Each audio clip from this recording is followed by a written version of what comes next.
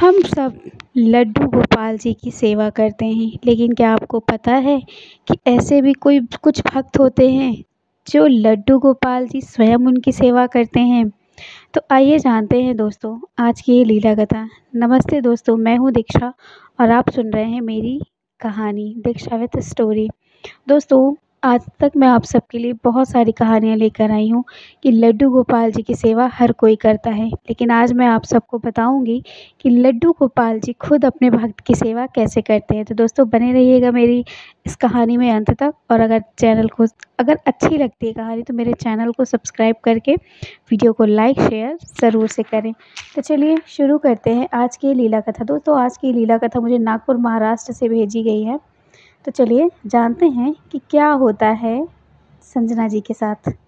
महाराष्ट्र, नागपुर एक ऐसी जगह जहाँ भीड़ भाड़ इलाका होता है, जहाँ पर लोगों का जीवन भागता चलता नहीं दौड़ता है।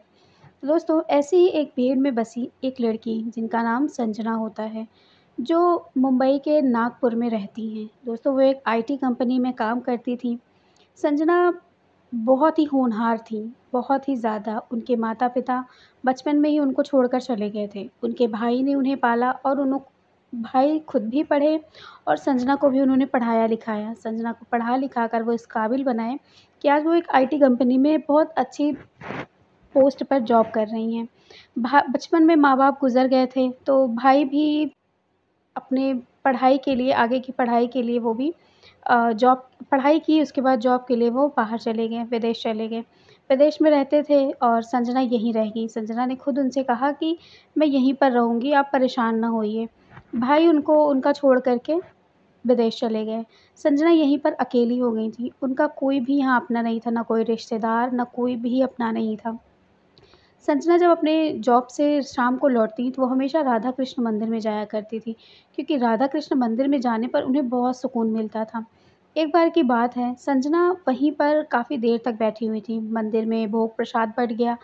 अब मंदिर को बंद करने का टाइम आया। सब लोग जा चुके थे, लेकिन संजना वहीं पर बैठी हुई। तभी वहाँ पर एक बाबा आते हैं और वो संजना से कहते हैं कि बेटा, अब रात हो गई है, अब जाओ घर, इतनी रात तक मत बैठो, मंदिर अब बंद होने का टाइम हो गया है।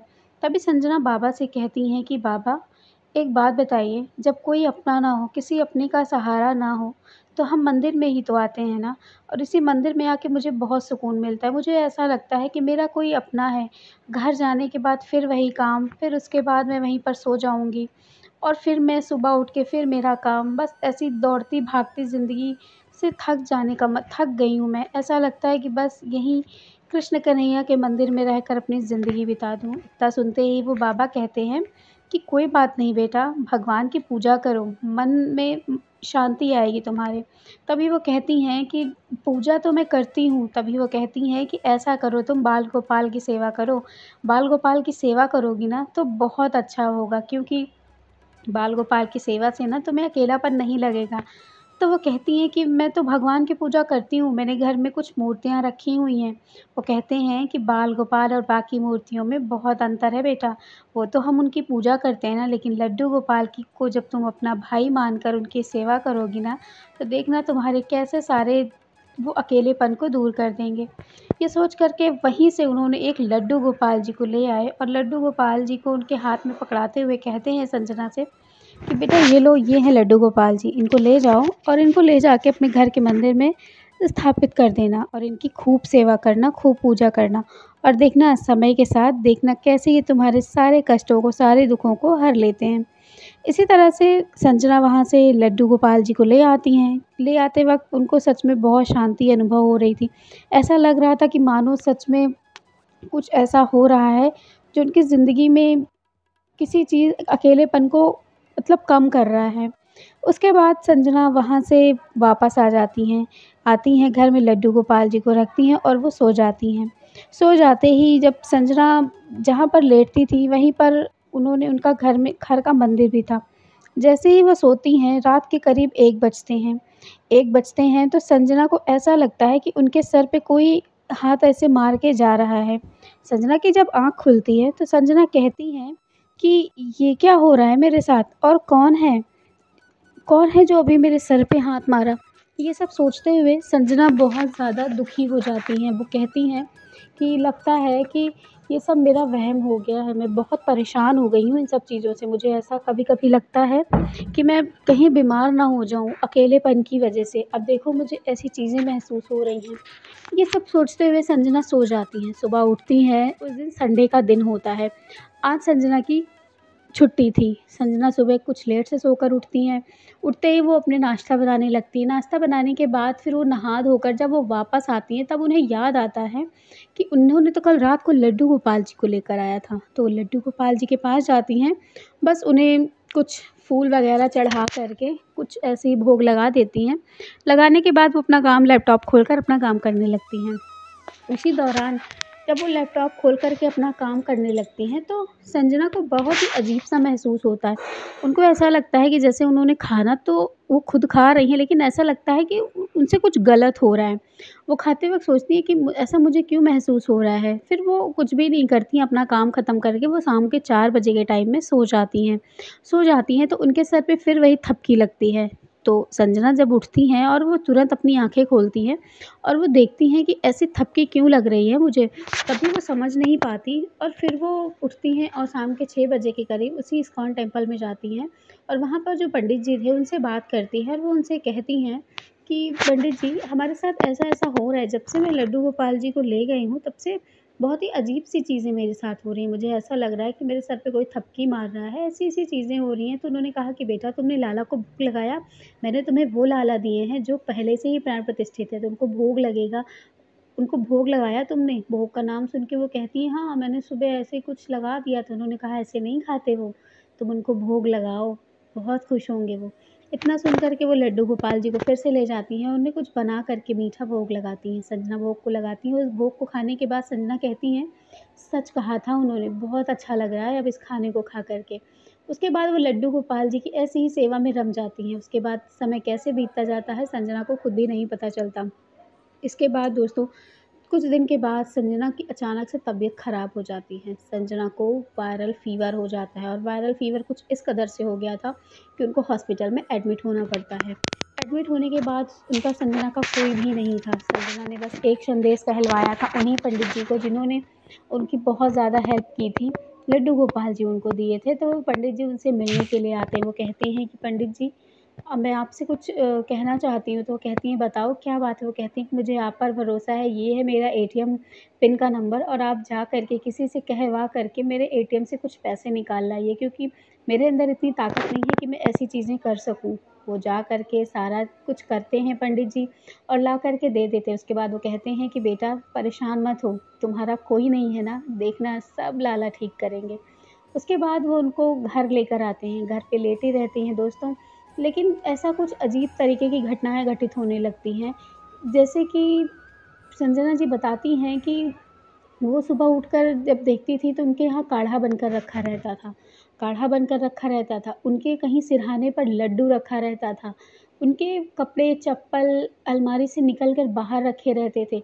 बहुत सारी ऐसी चीज़ें होती थी जिस चीज़ को सोच कर के संजना कहती हैं कि एक पल के लिए मुझे लगा कि जिस फ्लैट में मैं रहती हूँ ना, वहाँ पर कोई नेगेटिविटी आ चुकी है जो मेरे साथ इस तरह हो रहा है। क्योंकि मुझे तो अंदाज़ा ही नहीं था कि मेरे साथ क्या हो रहा है। कुछ समय बीतता गया, उसके बाद संजना कहती हैं कि एक दिन मैं लेटी हुई थी और एक ऐसा चमत्कार मेरे सामने हुआ जिसे मैं कभी विश्वास ही नहीं कर पाई। कभी मैं सोच ही नहीं सकती कि मेरे साथ ऐसा कुछ होगा।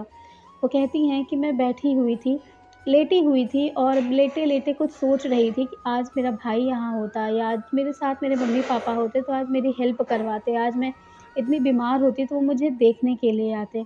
यही सब सोचते हुए वो देखती हैं कि लेटे-लेटे उनको कब इतनी अच्छी नींद आ जाती है कि उनको पता नहीं चलता। वो संजना कहती हैं कि मुझे ऐसा लग रहा था कि कोई मेरे माथे को सहला रहा है और उस सहलाहट में इतनी अच्छी, मतलब इतना अच्छा, इतना अपनापन लग रहा था ना, जैसे लग रहा था कि एक माँ अपने बच्चे को सहला रही है।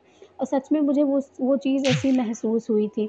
उसके बाद वो कहती हैं, जब मेरी आँखें खुली तो मेरे बगल में लड्डू गोपाल जी थे। लड्डू गोपाल जी को देख कर के मेरी आँखों में आँसू आ गए और मैंने अपने कन्हैया को तुरंत उठाया और अपने गले से लगाकर कहा कि सच सब कहते हैं कि तुम सिर्फ़ और सिर्फ़ तुम सच में सबकी सुनते हो कान्हा। मेरे साथ तुम इतनी लीलाएँ कर रहे हो, आखिर क्यों? किस जन्म का कहते हैं ना कि लोग पापी होते हैं जो भगवान की सेवा करके अपना पाप ख़त्म करते हैं, लेकिन मैंने ऐसे कौन से पुण्य किए हैं जो तुमने मेरी सेवा की? ऐसे कौन से मैंने पुण्य किए हैं बताओ कान्हा? इतना सब वो बोलती हैं। उसके बाद उनके साथ बहुत ही अजीब-अजीब सी घटनाएँ घटित होने लगती हैं। वो कहती हैं कि दीदी एक ऐसी-ऐसी चीज़ें घटित हुई थी जिसे शायद मैं कभी भूल नहीं पाऊँगी। उसके बाद संजना के कपड़े रखे रहते थे, संजना को खाना मिल जाता था, संजना के सिरहाने पर उनके पास लड्डू हुआ करते थे। संजना हमेशा से भगवान की भक्ति में खो गई थी, वो ऑफ़िस जाना बंद कर चुकी थी, ऑफ़िस भी नहीं जाती थी, वो बस लड्डू गोपाल जी को लेकर के राधा कृष्ण मंदिर में जाती और हमेशा वहीं पर रहती। उसके बाद दोस्तों कुछ ऐसा हुआ संजना के साथ जो शायद दुखद बहुत ज़्यादा था। जो जब संजना के भाई को ये चीज़ पता चली कि संजना बहुत ज़्यादा बीमार है, तो वो आते हैं वहाँ से इनको देखने के लिए। जब वो आते हैं, जब लड्डू गोपाल जी को देखते हैं कि वो लड्डू गोपाल जी में खोई हुई हैं, लड्डू गोपाल जी की सेवा कर रही हैं, उनसे बातें कर रही हैं, तो उनके भाई कहते हैं कि तुम मानसिक रोगी हो चुकी हो, तुम्हें इलाज की ज़रूरत है। वो कहते हैं कि तुम्हें मेंटल असाइलम में डालना पड़ेगा क्योंकि तुम जिस तरह से कर रही हो ना, तुम इतनी पढ़ी-लिखी, इतनी वेल एजुकेटेड होकर के तुम ऐसी चीज़ें कर रही हो, ये बहुत ही गलत बात है। उसके बाद वो कहती हैं कि संजना कहती हैं कि भैया ऐसा कुछ भी नहीं है, मैं लड्डू गोपाल जी की भक्ति में हूँ और मुझे लड्डू गोपाल जी सच में बहुत एक अपनी माँ के जैसा प्यार किया। आप तो थे नहीं, उन्होंने ही मेरे साथ सब कुछ किया। इन सब सोच को देखते हुए उनके जो भाई थे उनको मेंटल असाइलम में लेकर जाते हैं, तभी जो पंडित जी होते हैं वो उनको समझाते हैं कि बेटा ऐसा कुछ भी नहीं है, तुम्हारी बहन बिल्कुल ठीक है, लड्डू गोपाल जी की सेवा कर रही है, वो उन्हीं से प्यार करती है, तो इसका मतलब ये नहीं कि वो पागल हो चुकी है। लेकिन उनके भाई नहीं समझते, फिर जो कुछ लोग होते हैं, जो वहाँ पर उनको जानते होते हैं, वो उनको समझाते हैं कि तुम्हारी बहन बिल्कुल ठीक है, उसे मेंटल असाइलम जाने की कोई ज़रूरत नहीं है। फिर वो समझाने के बाद वो चले जाते हैं गुस्से में कि ठीक है फिर अच्छा-बुरा अपना तुम ही समझना, कल को मुझे कभी भी कॉल मत करना। इतना कह कर के संजना को वो वहीं पर छोड़कर चले जाते हैं। संजना बहुत रोती हैं कि एक ही भाई तो था, जिसके सहारे वो जीती थी, लेकिन फिर उन्हें इस चीज़ का मन में मतलब दुःख नहीं था कि उनके पास लड्डू गोपाल जी हैं और लड्डू गोपाल जी को ही अपना भाई मानती हैं। वो कहती थी कि भले वो चले गए लेकिन मेरे पास मेरे गोपाल जी हैं, मेरे कन्हैया हैं और आज भी वो उनके साथ हैं। आज भी कुछ लोग हैं जो उनको पागल समझते हैं क्योंकि वो कहती हैं कि कन्हैया मेरे सारे दुखों को हरते हैं, सारे कष्टों को हरते हैं, मेरे जो काम मुझसे नहीं होता वो मेरे कान्हा कर देते हैं।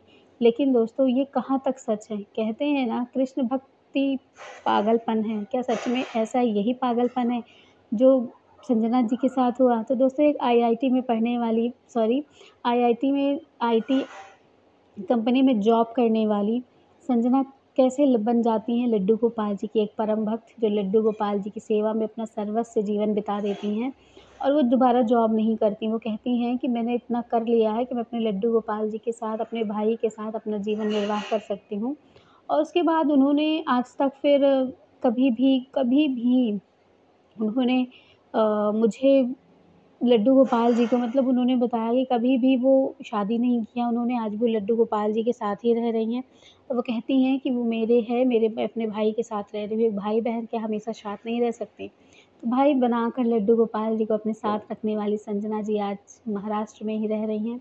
और जब मुझे ये घटना उन्हीं के माध्यम से मालूम चली दोस्तों, तो मैं बड़ी ही हैरान हुई। मैंने कहा कि कैसे भाई हैं जो समझ नहीं पाए लड्डू गोपाल जी की भक्ति। तो दोस्तों ऐसा होता है ना कि हर कोई भगवान की भक्ति नहीं समझ पाता और जो भी भगवान की भक्ति समझ लेता है ना, उसे लोग पागल कहने लगते हैं। तो सच में हमारे कन्हैया का प्रेम ऐसा है ही कि हमें लोग पागल कहते हैं। तो इसीलिए संजना को कुछ लोग पागल भी कहते हैं, लेकिन संजना कहती हैं कि मैं पागल ही सही, लेकिन मुझे मेरे लड्डू गोपाल जी मिले। जिस तरह से मुझे अथाह सुकून की अनुभूति होती है, इस भाग-दौड़ इस शहर में ना उतना ज़्यादा सुकून शांति पाना बिल्कुल मतलब बिल्कुल असंभव है। लेकिन वो कहती हैं कि लेकिन आज भी मैं रह रही हूँ और मुझे बहुत अच्छा लग रहा है लड्डू गोपाल जी के साथ। तो दोस्तों आज की थी ये लीला कथा। अगर आप सबको अच्छी लगती है तो मुझे मेरे चैनल को सब्सक्राइब करके वीडियो को लाइक शेयर ज़रूर करें। चलिए मिलूँगी फिर से एक नई लीला कथा के साथ, तब तक के लिए राधे राधे। जय श्री